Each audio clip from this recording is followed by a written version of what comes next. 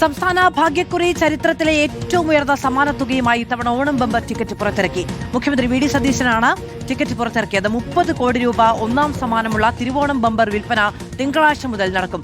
സുനിഷ അയല്ലൂർ വിവരങ്ങളുമായി ചേരുകയാണ്. സുനിഷ, 25 കോടി 30 കോടിയായി ഉയർന്നിരിക്കുന്നു. ചരിത്രത്തിൽ ഇത്രയും വലിയ തുകയ്ക്ക് പുറത്തിറങ്ങുന്നത് ഇതാദ്യമാണ്. മുഖ്യമന്ത്രിയാണ് ഈ ടിക്കറ്റിന്റെ മാതൃക പുറത്തിറക്കുകയും ചെയ്യുന്നത്.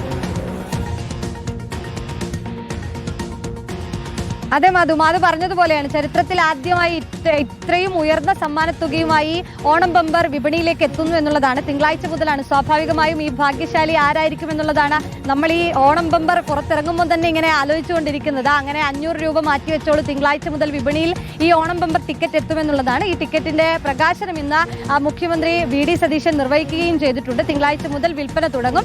നിലവിൽ ഇപ്പോൾ സെപ്റ്റംബർ 26-നാണ് ഇതിന്റെ നറുക്കെടുപ്പ് നടക്കുന്നത്. ഈ പറഞ്ഞതുപോലെയാണ് കഴിഞ്ഞ തവണ 25 കോടി ഇതിന്റെ സമ്മാന തുക ഉണ്ടായിരുന്നത്.